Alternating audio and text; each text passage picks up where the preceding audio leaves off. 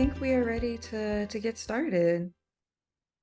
Okay, this is going to be kind of free flowing,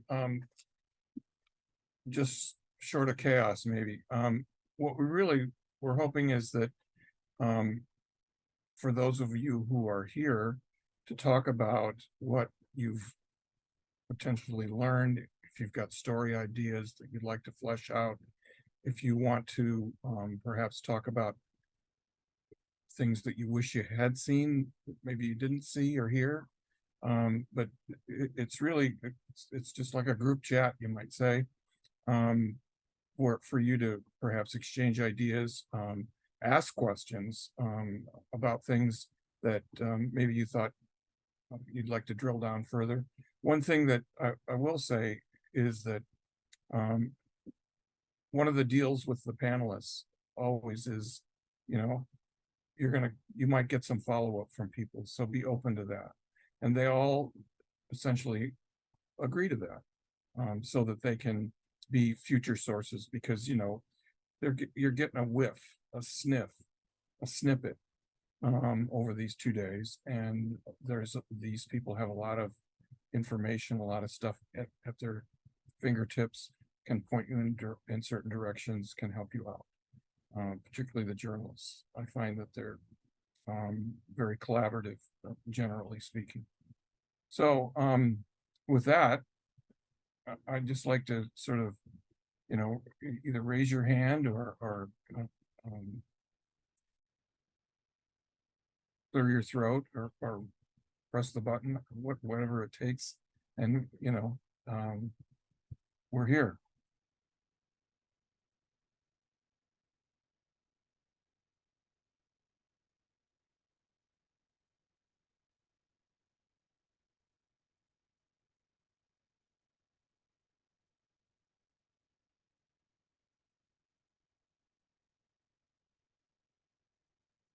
Anyone have a particularly favorite panelist who they thought, presented something that was really remarkable, or, something you really didn't know?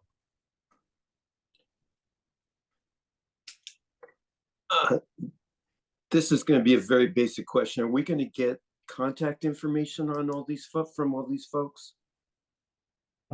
It's always been available in the past.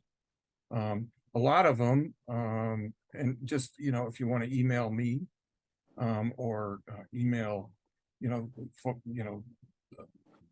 folks at the Crime Report, we can provide their contact information. We got it all from them, so that it's not a problem. And if you have, my email is just my name, Maurice Possley @gmail.com. And so I'm happy to be the port of call on that. Thank you. That was a really good question. I thought you asked, Elliot. Oh, thank you. Yeah, for me, it was mentioned in that story that in that session that there's a project going on at the Poynter Institute about reshaping public safety coverage, and my newsroom's part of it. And that's an issue that's been on my mind a lot, I think, in the last year, maybe more, is as our staff kind of gets smaller, and as the gun violence issue here in Milwaukee especially gets more pronounced, it just seems like we're stretched very thin, and it's difficult to report on these incidents as they happen in a responsible way. So what's been on my mind a lot lately is how to cover gun violence in a responsible way that engages our audience and is beneficial towards them. So I really appreciated that panel. Would love, like in the future, would love to hear more about trauma-informed reporting and those sorts of things as well. Yeah, I kept thinking about, and it's always a question of resources, it seems, anymore, particularly at least in the last 10-15 years. I was thinking during that panel that back, and I forget the year, but the Chicago Tribune decided to cover every shooting death in depth of a child in a year, for a year. And then they published a series, and it was called Killing Our Children, and then followed up with a year-long series called Saving Our Children, which was all about solutions and things that were learned during that year. And you know, the relentless sort of, you got to be relentless and stick to it. If you're going to make a commitment to do it, it's hard. It's really hard. I kept thinking, maybe we need more citizen journalists. I don't know. People who are willing to trust the media and report things to the media, so that we can't be in 8 places at once. I don't know. It's going to be a continuing question.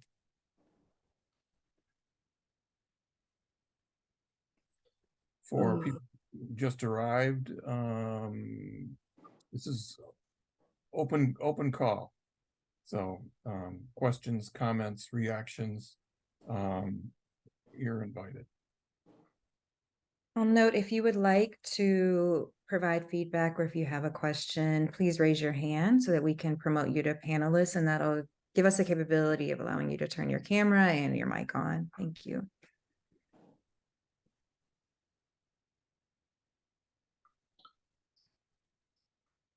Cassie, let's turn your mic on. Hi, everyone. Good morning, or I guess what time is it? I don't know what time it is anymore. Based on whatever city I'm in. I wanted to just say, I like the discussion here, and I actually heard it at another journalism conference earlier this year, at the ONA conference, about finding better sources or other sources than just the police. And I was just wondering, you know, if this is a conversation that's happening in other newsrooms, as far as, you know, in the reporting process. You know, generally, a police report comes out, an incident report, and you see the story say, police say, you know, how our newsrooms or editors, you know, responding to the idea that journalists need to go out and find alternative sources. I mean, I can't speak for newsrooms. I mean, I can speak from personal experience that, you know, you're not good stories you can't do from the seat from your desk. You got to get out on the street and you got to talk to people. It's harder for people to say no in person than it is to hang up the phone. And you know, the idea that you can make a few calls and come up with a story. I think a lot of journalism relaxed into that for a period of time. And that, you know, between the Google machine and the telephone, that's all you needed. And to me, you still need to put one foot in front of another and knock on people's doors. And that means going into the neighborhoods. And that's where you're going to find the people who are going to be the sources who aren't the police. I mean, a lot of people are they don't want to talk to the police, but they'll talk to a journalist. And it's a question of giving them the opportunity to do so. And I just wanted to say, you know, this is my experience because of this thing that I'm working on now. And something I'm trying to figure out for myself. How can journalists, me, and the journalism industry do a better job at reporting on pre-trial cases? You know, we do a pretty good job of coming in after the person has received the conviction, and then we show how this didn't happen, and this was not revealed. But, you know, in communities where there's like high levels of wrongful conviction, you know, what can we do to provide, you know, some kind of that front end reporting? I mean, this is something I've been thinking about for the last several months, so I know there's no easy answer, but if anybody has any thoughts or ideas, that would be super. Well, I can start by saying trust is a big issue. I did a lot of reporting on wrongful convictions while I was at the Chicago Tribune, and I learned that you have to be able to engender trust. That you're going to be honest, direct, accurate, and you know, people like to play their cards close to the vest in a pretrial situation. But sometimes journalists can be helpful because, like I say, some people are willing to talk to journalists and they don't necessarily want to talk to a defense lawyer or a private investigator or the state's investigator. And so it involves, you just got to try it. You just got to kind of do it. And once you can kind of make some breakthroughs, you know, when we investigated wrongful convictions, people would say, I'm not sure I should talk to you because what if you find out that my client did it? And I say, well, that's not my job to write that your client is still guilty. My job is to find people who and show that they were wrongfully convicted. And in the pretrial stage, it's a little bit dicier because you don't want to wind up being a witness. And so there's still some protections for journalists out there in that regard, but you know, best way to do it is go out and find the people in the neighborhood who maybe are the ones who hold the key. I don't know. There's no one straight answer other than you just kind of pick away and hope.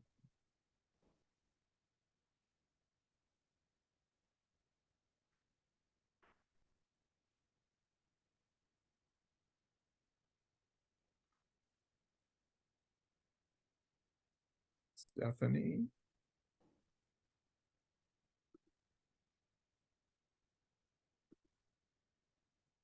Hi, can you Hey. guys hear me? Yep. So I guess I sort of had a quick response to the journalist who just was asking about this. Are you a TV reporter? Something I noticed here that one TV station does here in Cleveland is even on their like daily quick breaking news stories, they'll include a voice of like a community advocate, like the lady who runs the biggest violence interrupters program here. They'll just include her voice about, you know, why community safety matters or something, just kind of throw in that second source that isn't a police. So I thought that was really interesting. That's something that a station here does. But my question was, I guess if you guys have any advice on how to approach this idea that I think it was talked about yesterday, things like summer jobs reduce violence, lighting streets reduce violence. And so Cleveland's local government is sort of starting to invest in these kind of solutions a little bit more. They had summer programs, they've embedded social workers into rec centers. And I've been trying to like find an approach to tell that story and tie it to reduction of violence, but I'm not sure like where to even start because it sounds like such a big, it sounds big in the sense that at first, how do you prove that it's improving safety? But also it just sounds kind of too generic to start a story with. Just these summer job programs exist. This is what it means, right? So if you guys My have any take on that would be, I'm sorry. Oh no, if you guys have any advice. I would say, so sometimes a process story can be of value. And by that, I mean, going in and saying, I want to see what your program, how it works. Can I follow a couple people around for a few days? Can, you know, you're right. You're not going to be able to, you know, be able to say, well, here's the results, you know, no shootings on this block or so, you know, but by writing a process story, what you're doing is you're presenting this to people so that they know that it's there. And perception of what's there often is of high value, in my opinion. And so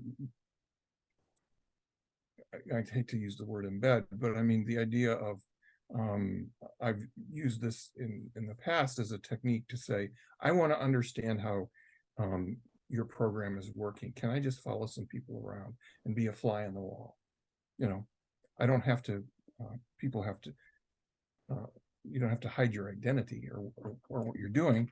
But most people are not threatened by that.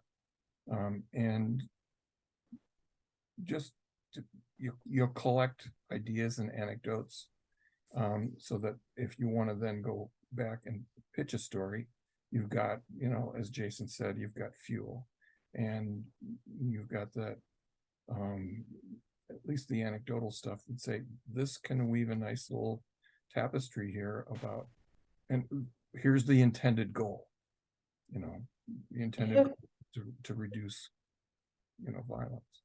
A follow-up question, because I actually try to do that a lot, just understand how programs work. Something I've run into, especially with such a like touchy subject, is people feeling like I'm asking to invade a person's privacy. So like, for example, I asked the crisis intervention, one of the main crisis intervention centers here, if I could talk to, if they could ask some of their clients if they would be open to talking to a journalist, and they just straight up said, no, that sounds unethical, that sounds wrong.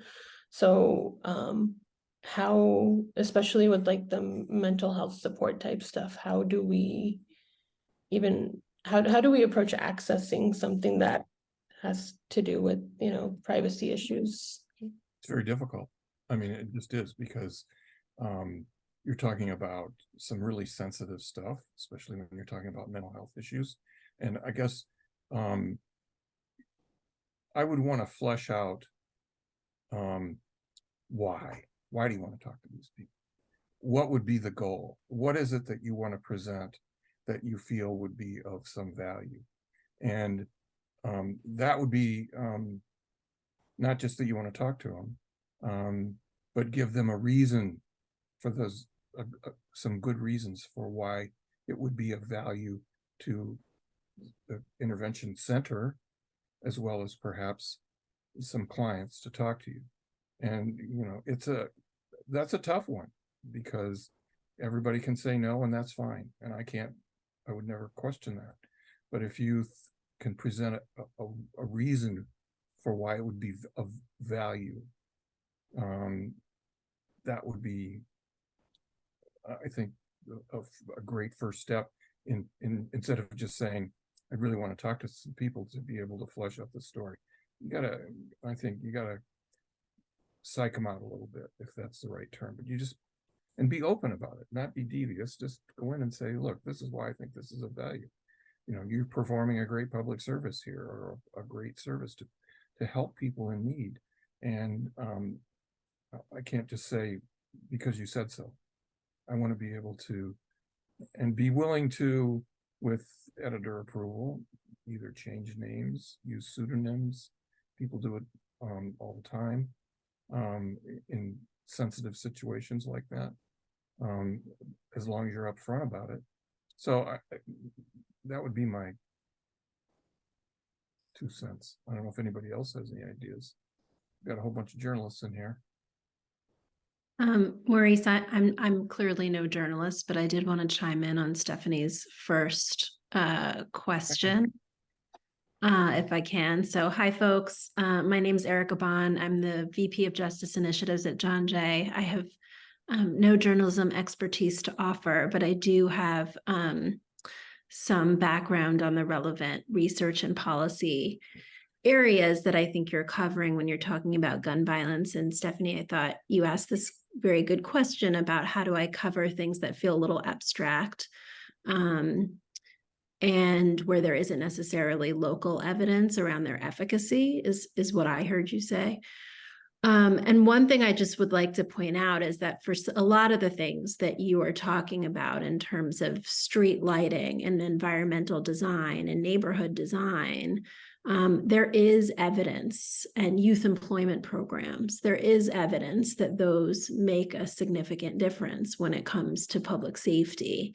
And while there might not be proof in Cleveland yet, and we hope there's some research and evaluation being done there, I think it is really useful to cite to the existing research about how this has been effective in other places, because it helps folks understand like why on earth city government or local nonprofits are, you know, investing in these kinds of approaches with the goal of improving safety.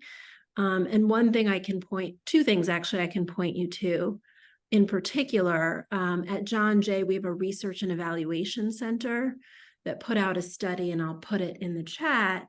It's called something like, you know, Reducing Violence Without the Police. And the focus was really on what are all the non-law enforcement strategies for reducing violence and what's the evidence behind them. And it kind of aggregates a lot of the existing research on most of the things that you're talking about. And that center has done research on crisis intervention programs like the ones that you described. So your local program might not have research, but it may have been based on a cure violence model or these other established models of violence intervention programming.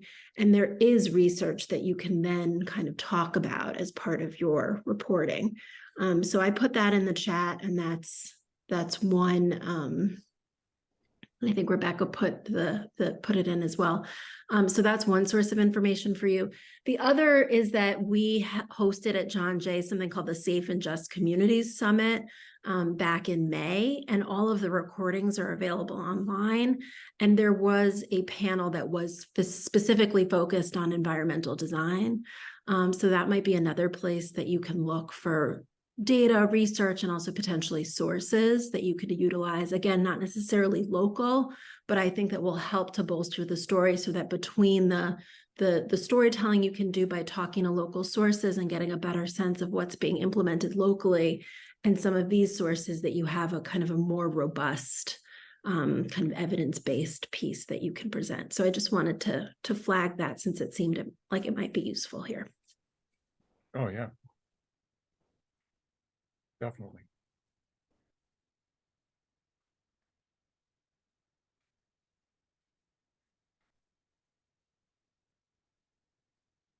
Stephanie, were you in Chicago? I was here a year ago with the Chicago Tribune. Yeah, I thought so. I thought I recognized you. Yeah. Yeah.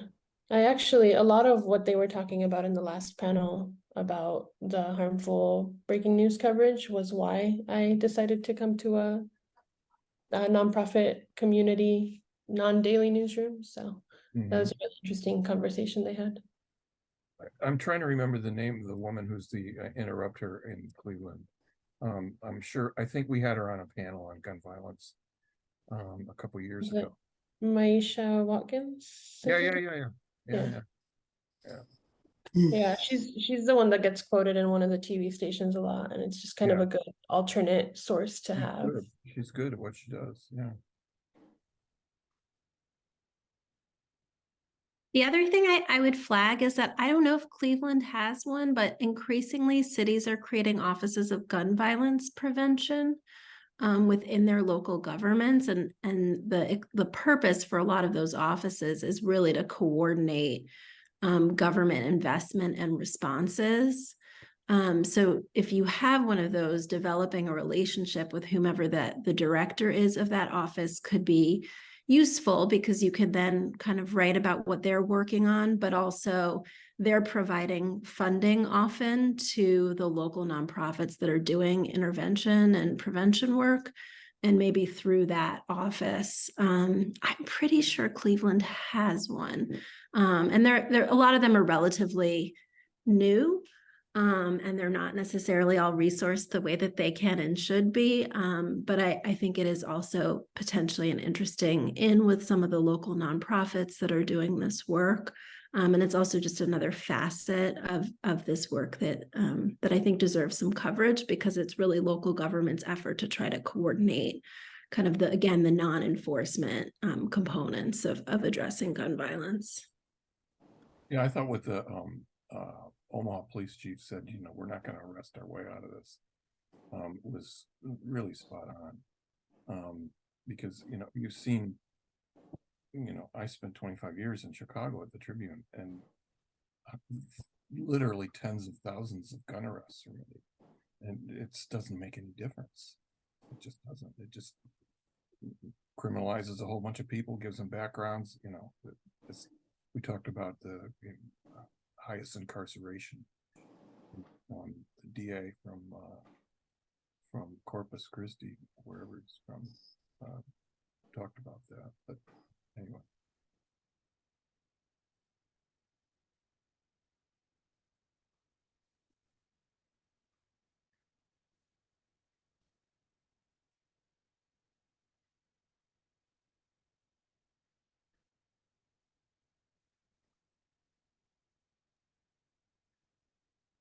Looks like there's do you see the question in the Q&A from Bradley to Stephanie, asking you about when you went to the crisis? Oh, okay. You answered it on here. Into the crisis intervention with the clients that said they didn't want to speak, or the staff who said the clients who don't want to speak. Okay.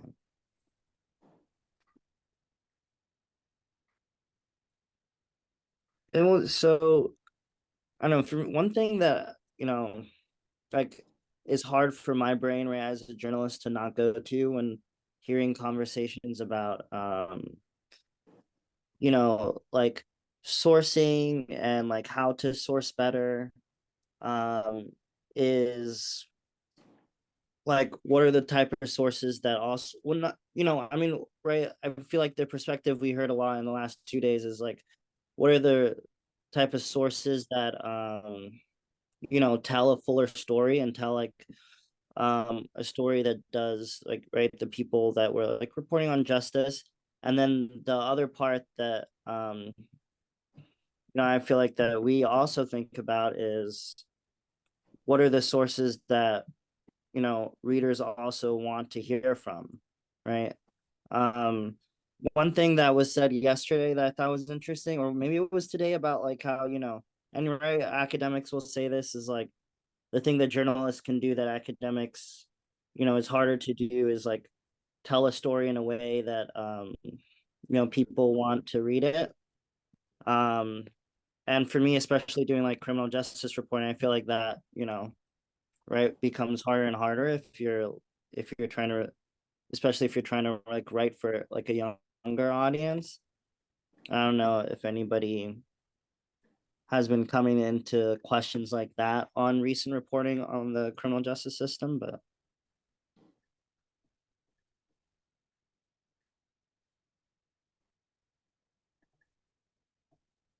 mean, to tell a narrative, you got to have people's voices, and we heard the voice a lot mentioned today. And it seems in a way really simple to say it, but to get out and get people's stories and talk to them. Academics assemble a bunch of research and write in a way to present their research, which is often dry and unreadable, often sometimes indecipherable. But the to have a good narrative account means you have to have that reporting done. Now, I was trying to make that point with Jason, where they did a data analysis and then found the vehicle, okay, to tell the story. Just as an example, a number of years ago, we were working on a series on bad forensics in the criminal justice system, the Tribune. And we wanted to do a day on arson, and how arson investigators were using old, unproven, wives' tale kinds of things to say that instead of lab tests. to prove the existence of flammable materials, accelerants. And you can find examples, and you can do statistical analysis of the number of arson cases, but until you find a good vehicle to tell the story that illuminates all those points that you want to make, that's when the story is going to come to life. I'm not saying it's easy, but I think you always should sort of think about who is going to be my storyteller here, who is going to be my vehicle. And Dark Storm was just, I don't know, I didn't specifically ask him, how'd you pick of the 18,000? I guess they picked it because it had that huge increase. It went from a couple hundred guns to 25,000, which of course is he was saying is a fourfold increase. It tells the story of how easy and how these people are profiting and how they're getting around the laws. And it made me feel, just as a reader, very futile or helpless, in the sense of, all the efforts that goes into passing legislation, and then these guys, sit in a little workshop and figure out with a couple of screws how to get around it. I guess, we're the country that invents stuff, but still, that's why I thought it was a great story.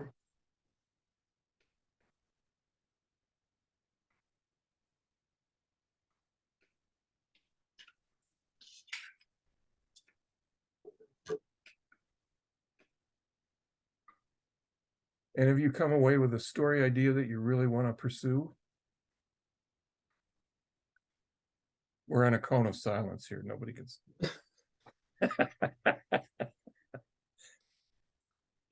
Dave, can we unmute David? There you go.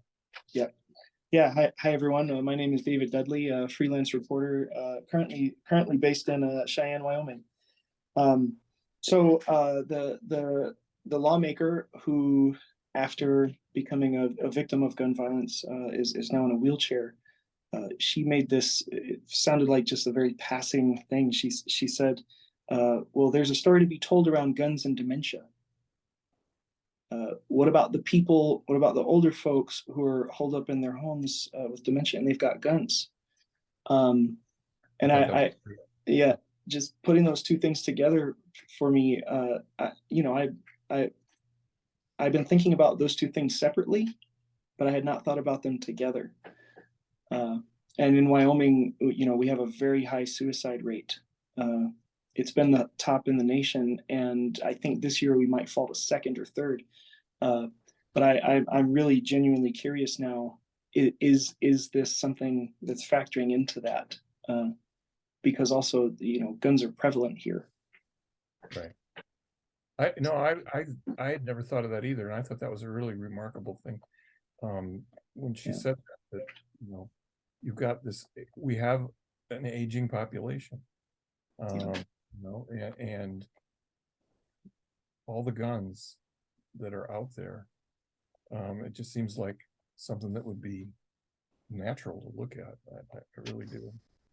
And I got to tell you, I sort of naturally assume that just about everybody out there has a gun these days. I feel like that's the safer course. I don't flip people off in cars, and it's not worth it. I don't, if somebody cuts me off, that's fine. You just don't know. I mean, I live in Southern California, in Orange County, and a couple of months ago, a sitting judge shot and killed his wife. And it was during some argument, and he claimed it was an accident, and maybe it was. But when they came, they got like almost 200 guns in his house. You just don't know how many guns. We had a fire near us a couple years ago, and a lot of these big mansions were burning, and the fire department didn't want to go near them because there was exploding ammunition. you know, from all the ammunition that people had in these houses. So I just, all the number of guns. And then when I heard the number, what Jason talked about, all the number of guns that just go missing. And these are from dealers and shops, and you know, that's what he's talking about. He's not talking about guns that go missing from homes. They're guns that go missing in inventories. So anyway, sorry to get on my high horse on guns.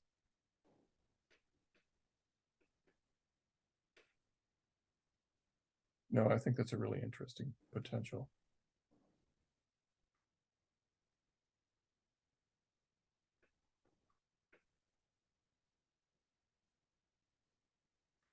I'm working on a longer term project about an issue here in Milwaukee, and I'm just curious if anyone else, if this issue sounds familiar to them in their community. So here in Milwaukee, we've had a large increase of gun violence among teenagers.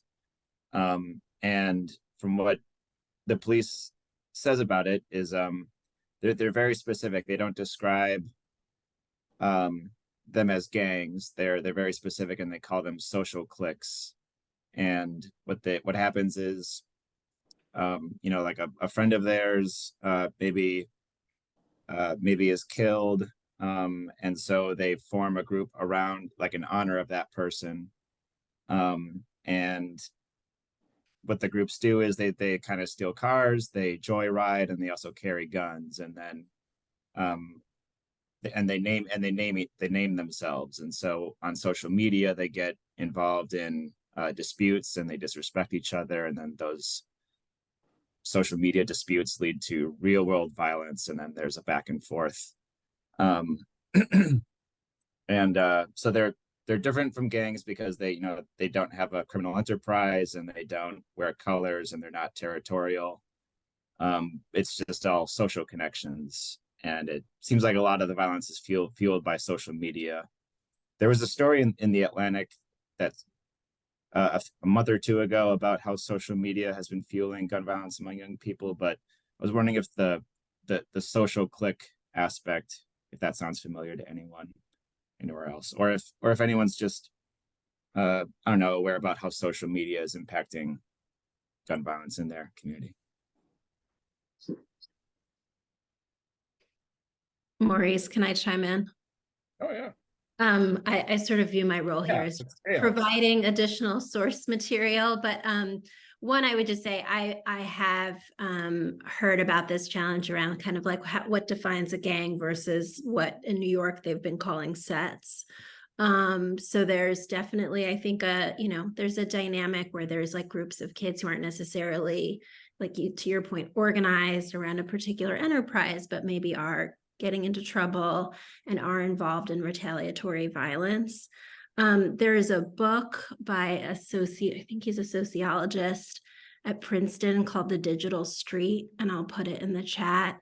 And essentially this academic went and did a lot of in-depth work in Upper Manhattan, in Harlem, and spent a lot of time talking to kind of street outreach workers and local youth. And at the same time, and I think it was his starting place, was looking at the intensive gang prosecutions that the Manhattan DA was implementing, and using a lot of social media content as a way of kind of pulling people into these big gang cases. And so what he did was he really kind of like dug in with a lot of the defendants and their friends and interviewed them and folks in their community to try to get a sense of like how much was posturing on social media and how much, was really resulting in actual street violence and how much it was playing into retaliation. And so that I thought it was a really good and kind of easy to read book, despite being written by an academic.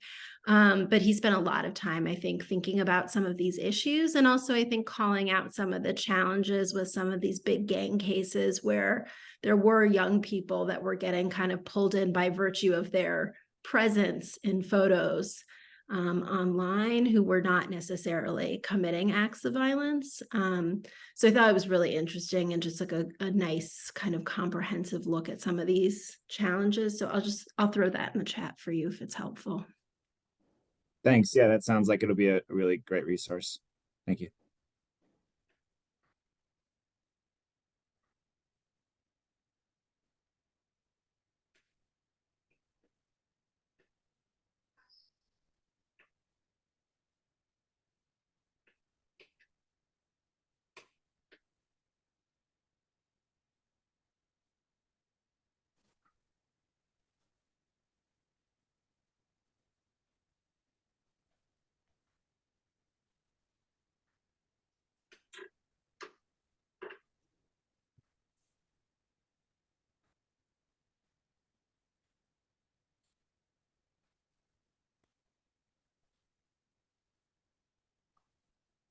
I'll throw out a question. I was wondering, so I mean, right, some of the things that like the fellows pitched, I mean, were like more like ideas you're thinking through. I'm wondering, I mean, right, this happens like, did anybody, like think about an idea or like throw out an idea for this that after these 2 days of panels, you were like maybe less sure about or less sure about the way you were going to pursue it, or like, oh, maybe that's not a story at the moment, or wondering.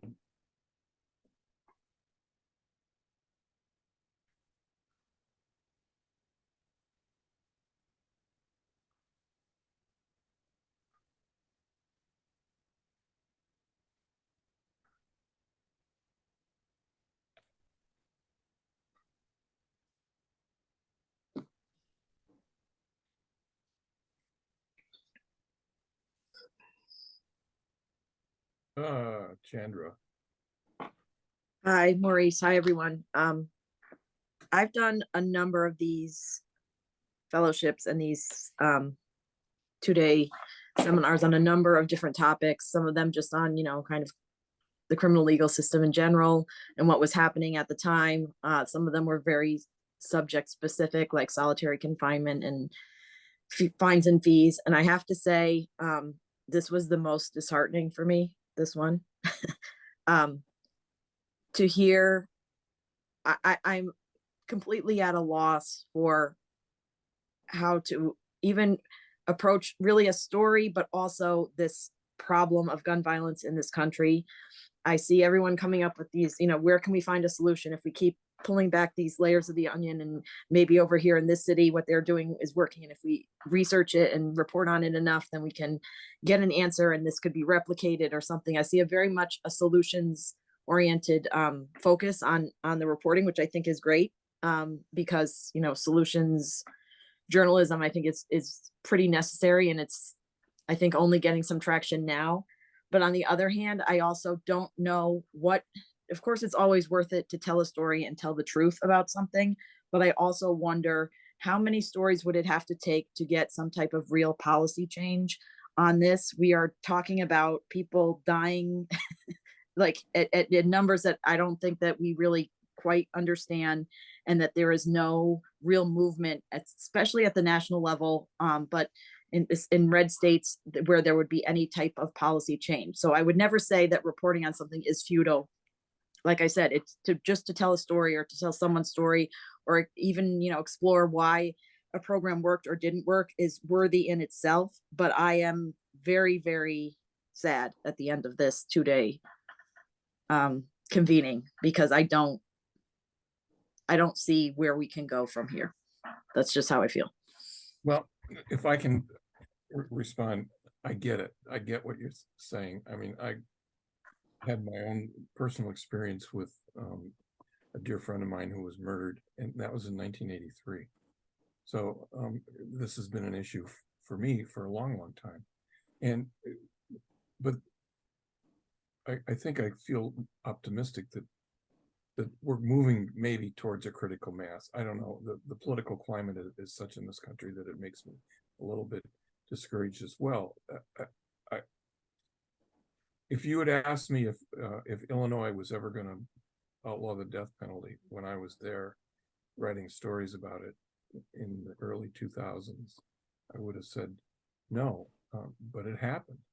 And it just, some events can create, I keep saying critical mass, but you know, there can be a domino effect. And that's what I mean by this, when you talk about things that are succeeding here and succeeding there. Hopefully the more exposure that they get, the more that these programs will be credited, and people will say, okay, they work, so let's do it. And there seems to, one of the speakers today said that there seems to be, you know, an increase in funding, more funding becoming available. I think it was the woman from Connecticut talked about that. And I think it's easy to get discouraged because it's an issue where people are just being killed and maimed, and it doesn't seem as if all the spilled blood makes any difference. But I'm encouraged by all the people that are involved in this and are pushing this agenda. And I think it's up to journalists to help promote that beyond academic circles, and to be persistent, because it's persistence that, you know, you gotta keep doing it. You just gotta keep doing it, and then people, it becomes part of the furniture after a while. Right, but I think that's my concern, because I went on the Everytown website, looked for their solutions, and they're so basic, and we've been talking about them for so long, and yet we still don't seem to get anywhere. Like background checks. I mean, this is basic stuff, right? I feel like when I come to these excellent, you know, events that John Jay puts on, I get new ideas, or I get like in new thoughts and stuff like that. And I feel that I don't, and maybe it's just the content itself, but I felt much less of that this time when then talking about fines and fees or other problems that some people think are intractable, but I don't.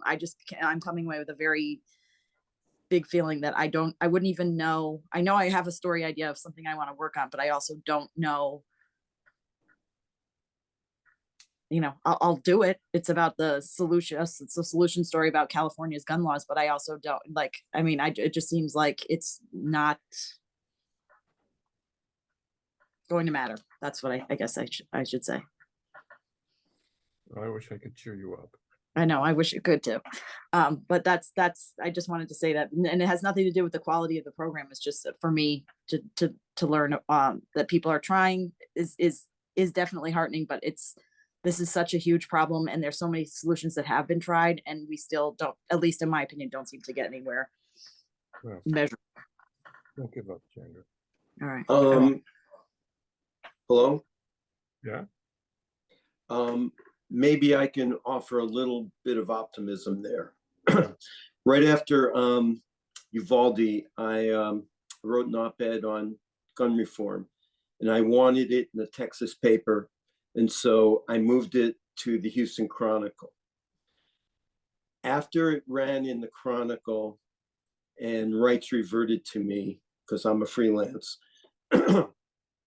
I sent it to, I think, the top 20 cities in Texas to get it, to have them rerun it there. And I didn't hear from anybody except from the editor of the Midland Reporter Telegram, who said he wasn't going to run it because there was nothing new in it. I had given no new ideas or solutions. And I wrote him back and I said, everything that has been said has been said. You're right. There's no good solutions, but you should look at what could help. God help you. If it were your child in that school, wouldn't you want a chance, just a chance that your child might survive something like that, or not have to experience like something like that, rather than just throw up your hands? And his response was, he ran my op-ed. People are willing to listen at some point, and maybe things are starting to get better. I don't know, but I was encouraged by that. That's important. So thank you for sharing. Sure. I just wanted to say, good job, Ron. That's great.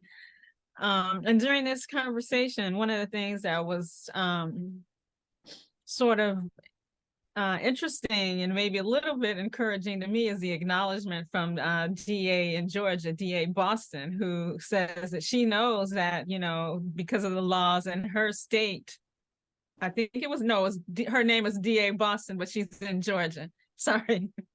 Yes, she says that she knows because of the laws in her state, guns are coming to other states and causing problems in other states. And I thought that was kind of a remarkable comment. And if, you know, a story can be put together with her remarks about Georgia and maybe one or two of these other states where, you know, guns are, the laws are allowing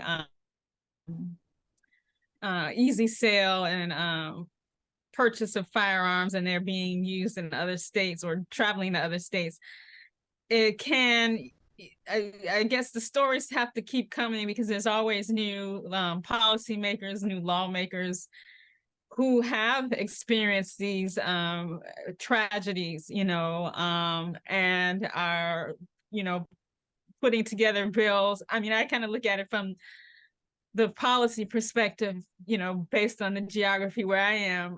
I need to do more about the community interventions.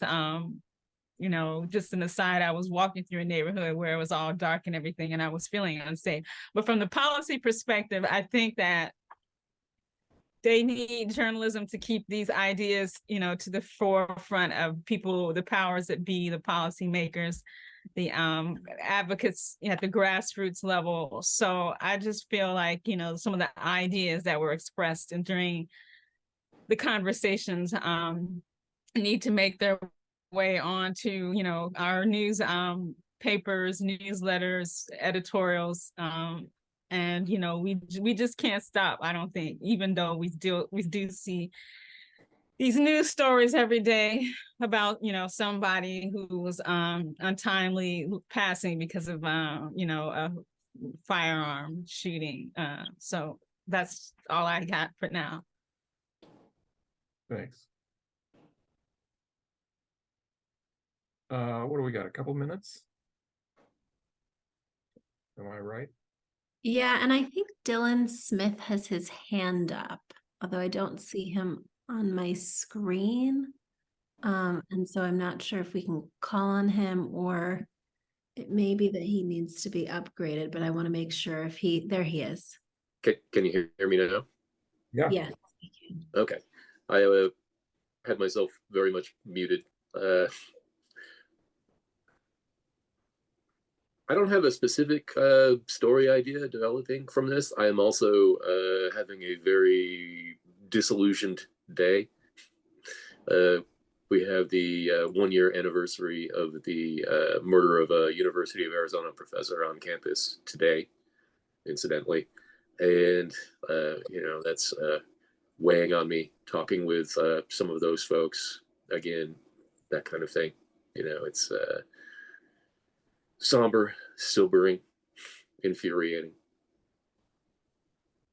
So I have no positive contributions to this conversation, I'm afraid, but it is important work that we keep bringing these issues to the fore, and especially digging into how some people are working to try and fix things, although that seems to be kind of in flux, you know, with the head of Giffords retiring, walking away from the work. It's a long uphill battle. Yeah. But I think we must be persistent. Can't do anything else. Certainly, you know, Got to bear witness. You know? Yeah, precisely. Bear witness, and you know, you can't be a reporter if you're not stubborn, right? Right. Right. A journalism student came up to me who was trailing me at a courthouse and said, "How can you go up and ask those people for their reaction after, you know, their loved one was convicted And I said, if you can't ask people questions, you got to go to a different line of business. Yeah. It's just, it's not easy, but you got to be able to do it. You know, I think bearing witness is important. It's the very least we can do. Well, it makes people realize that we're not alone. It's a shared world. Yeah. So are we going to get cut off, booted out? What? I want to thank everybody. I hope anybody if you ever want to email me, I gave you it's mauricepossley@gmail.com. I'm happy to bounce story ideas, help connect you with sources, anything I can do. I'm willing to do that. And as you go forward, I hope that you find the nuggets that you got over the last 2 days. Thank you So for all that.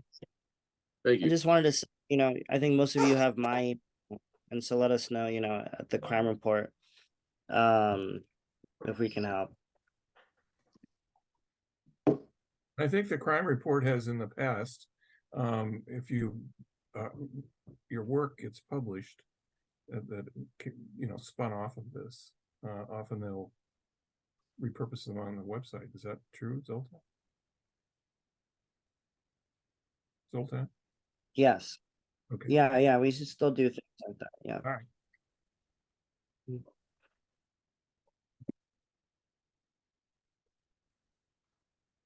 So just like this, it's a resource.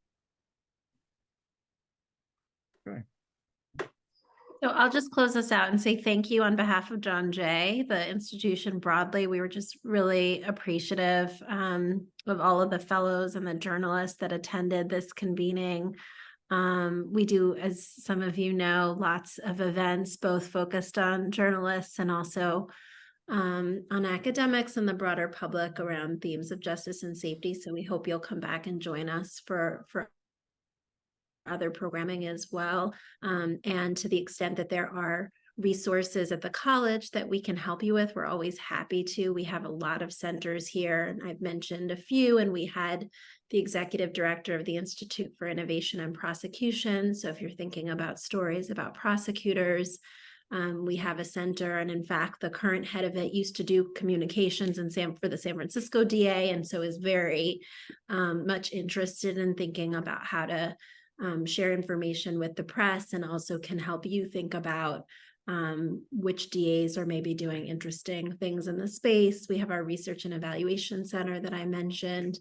We've got a national network for safe communities that does a lot of direct work with localities on group violence intervention.